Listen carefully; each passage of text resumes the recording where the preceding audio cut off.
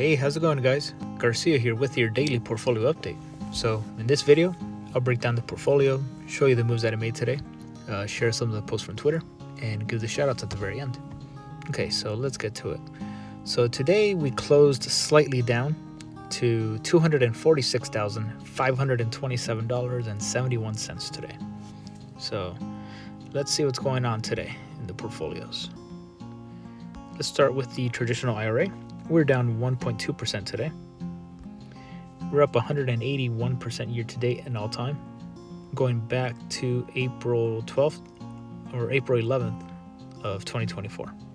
Buying power has dropped to $261. Now today, I decided to sell some covered calls on Rocket Lab. Now these covered calls, I am selling them with the anticipation of Rocket Lab continuing to go up in the short term, but I do have better plans in place to protect towards the upside, especially in the retirement accounts, where I'll be able to sell the shares, close the covered calls, buy some leaps, control the covered calls a lot better than I managed the Palantir covered calls. So anyway, I received, 160, I think it was. Yeah, I received $160 for the covered calls. So we'll see how it performs. It is still tilted towards the upside. And I mean, they expire next week. So if Rocket Lab stays below 23 by next week, these are still going to be good. So I'm just banking on that. Iron, we got $290 on it. Innovix, $840, and $9,600 on Rocket Lab. So we did buy more Rocket Lab shares with the premium that we received. So we're up 53% on that position so far, or $3,300. Okay, the Roth IRA. Same, down 1.2%. We're up 182.5% year to date and 182% all time, going back to December 22nd of last year. Buying power has dropped to $907. Here, I bought more Rocket Lab as well. I believe it was 100 shares or 150. I bought 50 shares. Bought 50 shares in this account. So I sold covered calls, same strike. So all that premium, I used it to buy more shares.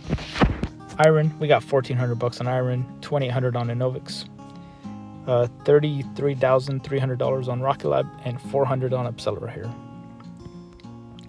Total percent change, we're up 40% on the shares, and total return, we're $9,500. Okay, now in the big account. Big account was down 1.4% today. We're up 68.5% in the past 3 months, 210% year to date, 199% in the past year, and 139.5% all time, going back to August 2nd of 2021. Buying power has changed in this account. It's gone a lot higher. So one thing I decided to do is to control the upside a little bit more by selling some shares or closing the covered calls on five contracts, which is 500 shares.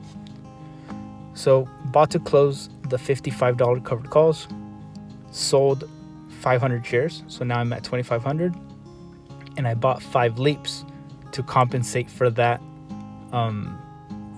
for losing that directionality on Palantir. So with these 5 leaps, I'll still have exposures to Palantir to the upside, while avoiding more drag on the portfolio. These cash secured puts, they expire. What day is it today? Wednesday, Thursday?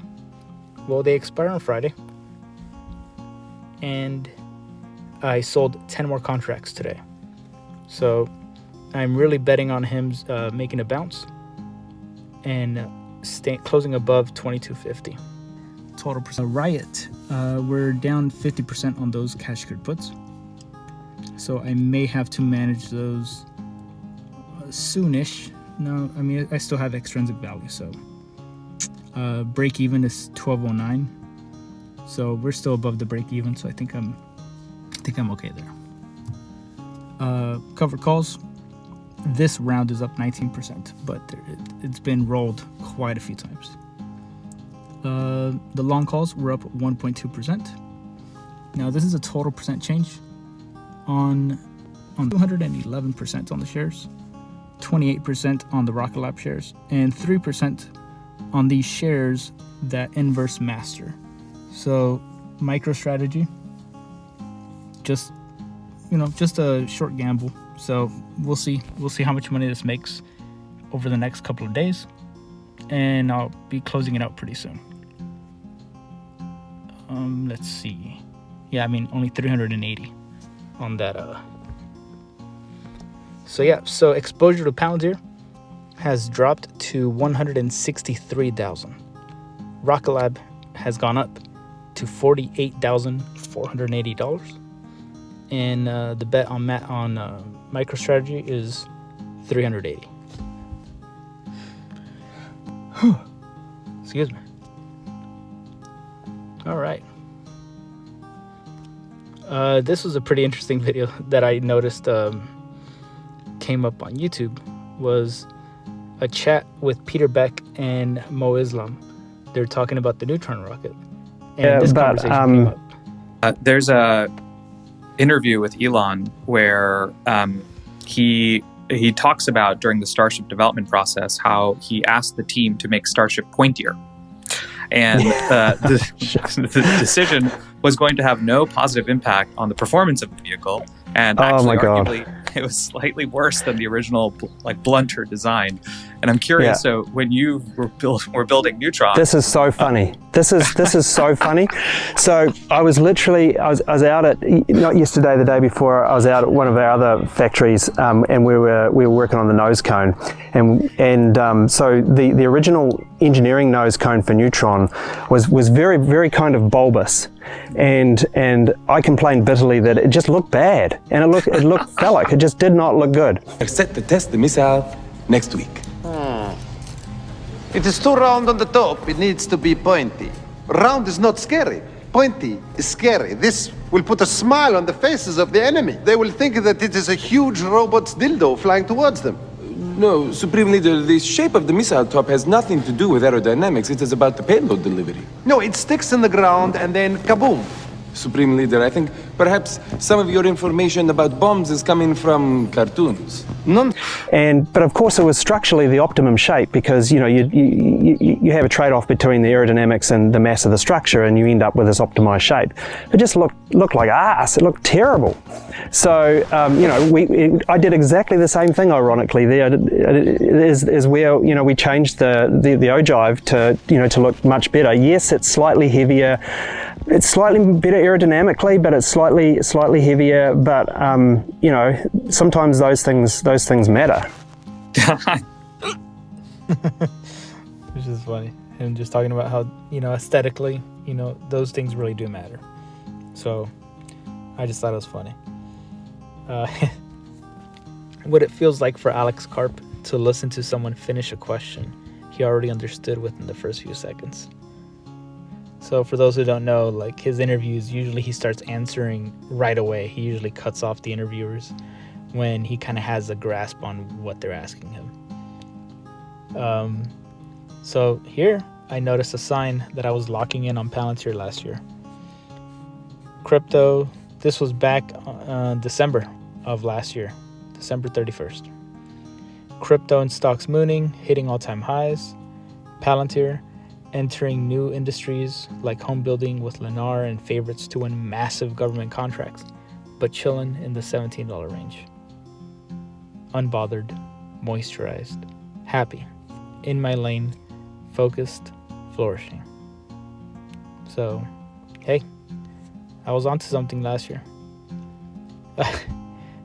Me and Deep Value, RC, hoping for snow to tank after hours.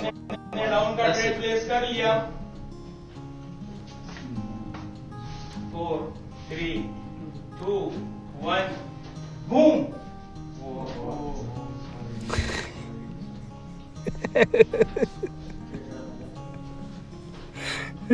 They all look so disappointed. Just everyone at the same time. Oh. Now this is this is very cool to see. So here I'm looking at a breakdown from just a couple months before this post, December of 2023. This was in September of 2023. The total value of the portfolio was $61,000. So I still hadn't rolled over the IRA and the traditional IRA. I think that started with 13 and 3,000 respectively, so it was like around 17,000. So add 17,000 to the 61, so we're at 78,000, and then we deposited another 20K over that time period. So all in all, I mean, it's just incredible to see how much, like my position in Rocket Lab today is dwarfing the entire portfolio size from back then. And I still have a $170,000 exposure to Palantir. So it's just incredible how much the portfolio has grown since. Okay. I think that'll be it for today, guys. I appreciate you guys for watching, for listening. Hit the like button. Hit the like button if you're still watching. Leave a comment down below. I appreciate you guys' time, and I will see you guys tomorrow.